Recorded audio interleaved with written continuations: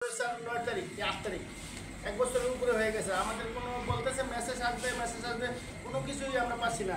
চাকরি বাকরি ছেড়ে বিদেশ থেকে এসে পাসপোর্ট জমা দিয়ে এখন আমাদের না এদিক হচ্ছে না ওদিক হচ্ছে, কোনো দিকে হচ্ছে না। তা আমাদের এই ক্ষতি যে এতটা ক্ষতি হচ্ছে, এত বছর এতদিন আমাদেরকে ঝুলে রাখা হয়েছে, সেটার জন্য আমরা চাই যে আমাদের বিশ্বাস হোক, আমাদের পাসপোর্ট রিটার্ন করা হোক।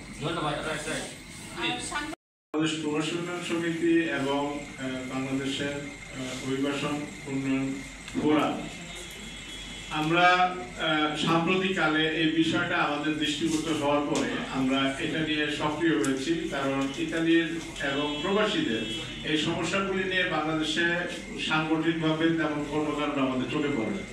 তো আমরা যেহেতু ব্যক্তিগতভাবে আমি নিজে ইতালি প্রবাসী এবং ইতালির সমস্যাগুলি আমরা ওতপ্রোতভাবে জড়িত, এবং আমরা বাংলাদেশে গত 1 মাস ধরে এই কার্যক্রমটা ডেভেলপ করছি। যে কোনো একটা আইনি পদক্ষেপ নিতে গেলে এটার জন্য সর্বপ্রথম যেটা দরকার লাগে এভিডেন্স।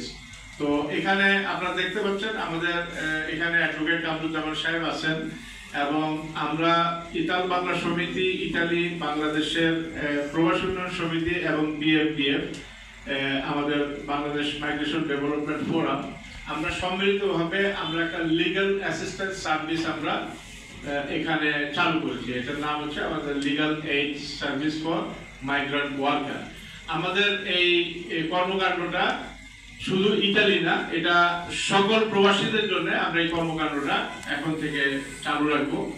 আমরা যেটা করতে চাচ্ছি, প্রথমত ইতালিতে এই মুহূর্তে কি পরিমাণে মানুষের এই সমস্যা, এটা একটা ডকুমেন্টারি ডেভেলপমেন্ট করার জন্য। আপনারা দেখতে পাচ্ছেন আমাদের সামনে একটা মোটা ফাইল আছে, এখানে শতাধিক আমাদের ইতালির যারা ভিকটিম তাদের কাছ থেকে আমরা ডকুমেন্ট সংগ্রহ করছি এবং তাদের পরিস্থিতিটা আমরা অবজার্ভ করছি। এবং সেই সাথে, কারণ এখানে ইটালিয়ান এমবাসির সাথে আমরা ইতিমধ্যে কথা বলেছি এবং তারা আমাদেরকে বলেছে যে সমস্ত বলতে চাচ্ছি, আপনারা ইতিমধ্যে শুনেছেন যে কত রকম সমস্যা হচ্ছে, যে 1 লাখ এবং কত জন অভিবাসী প্রত্যাশী, তো 1 লাখের উপরে, এবং প্রতিদিন তারা নানানভাবে সময় ক্ষেপণ হচ্ছে এবং অনিশ্চয়তার ভিতরে ইতিমধ্যে আপনারা জেনে গেছেন।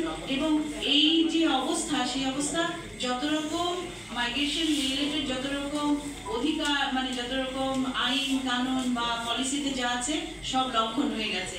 এখন আমাদের এটাই বিষয় হচ্ছে যে দুই সরকারের ভিতরে আলোচনার মাধ্যমে এই সংকট উত্তরণ করতে হবে। এবং এই ভাইরা যারা অ্যাপ্লাই করেছেন, তাদের আজকে যে অ্যাপ্লাই করেছে সে 2 থেকে 2.5 বছর পরে বা 3.5 বছর পরে, তাই তো 3.5 বছর পরে পাসপোর্ট পাবে, তাই তো ভাই? যদি এইভাবে চলতে থাকে, হ্যাঁ, মানে কেউ যদি এখন এই অবস্থা যেটা ওরা ভাবছে যে 3 মাসের মধ্যে যদি ভিসা যদি পাই আল্লাহ দিতে, তাহলে তো হইলই, যদি না পাই চলে যাবো। কিন্তু দেখা যাচ্ছে 1 থেকে 1.5 বছর যাবত ওনারা ওই দেশের পাসপোর্টের ভিসা আর ওই দেশের ভিসার মেয়াদ ওনাদের চলে গেছে। তো ওনাদের অবস্থাটা কি দাঁড়াইলো, ওনারা এই দিক দিয়ে হচ্ছে না, ওই দিক দিয়ে তো সব শেষই। তো আমাদের পিঠ, মানে সর্বোপরি একটাই কথা, আমাদের পিঠ একদম দেয়ালে থেকে গেছে। আমরা আসলে রাস্তা, মানে এমন অবস্থা হয়েছে আমাদের জন্য আমাদের ফ্যামিলি গুলো সব ক্ষতিগ্রস্ত হচ্ছে। আমাদের প্রত্যেকটা লোকের উপরে আমাদের ফ্যামিলি গুলো নির্ভর মোটামুটি। তা আমরা যেহেতু ফ্যামিলির জন্য কিছু করতে পারছি না, একটা দুঃখের কথা বলি, গতকালকে আমাদের শরীরপুরের এক ভাই, আমাদের ভিসা প্রত্যাশী ভাই, উনি 23 সালের আগস্ট মাসে ভিসার জন্য অ্যাপ্লাই করছে। উনি এখনো ওনার পাসপোর্টটা না পায় নাই। বিভিন্ন পারিপার্শ্বিক টেনশনে, মানসিক টেনশনের কারণে গতকালকে ওই ভাইটা স্ট্রোক করে মারা গেছেন। তো এই পরিস্থিতিটা আমাদেরও হতে পারে, আমরা তো এমন পরিস্থিতি। তো দেশে যারা প্রধান উপদেষ্টা আছেন, আমাদের বক্তব্য পক্ষ থেকে একটা অনুরোধ থাকবে যে আমরা তো বাঁচতে চাই, আমরা তো মানুষ, আমাদের অপরাধ কি? আমরা তো রেমিটেন্স যোদ্ধা হতে চেয়েছি। আমরা যদি রেমিটেন্স পাঠাই তো দেশের জন্য ভালো, দেশের অর্থনীতির অবস্থা উন্নত হবে। আমাদের কি অপরাধ? আমরা যদি দেশে বসে বেকার পড়ে থাকি, এটা কি দেশের জন্য ভালো হবে? আমরা চাচ্ছি অতি সত্ত্বর আমাদের এই পাসপোর্ট গুলো ভিসা সহকারে ফেরত। যেহেতু 1-1.5 বছর যাওয়ার পাসপোর্ট গুলো আটকে রেখে যদি খালি পাসপোর্ট পাসপোর্টগুলি ফেরত দেয় তাহলে আমাদের অবস্থা আরো নাজুক হয়ে যাবে, আমাদের অবস্থা খুবই নাজুক হয়ে যাবে। এই যে 1-1.5 বছর আমরা অপেক্ষা করলাম, 1-1.5 বছর বেকার জীবন পার করলাম, এই ক্ষতিপূরণটা কে দিবে আমাদেরকে? এই ক্ষতিপূরণটা আমাদেরকে কে দিবে? আমরা কার কাছে এই ক্ষতিপূরণটা চাবো? যে আমরা তো মানুষ, আমাদের তো চাহিদার অভাব নাই, সবাই চাইতে ভালো থাকতে।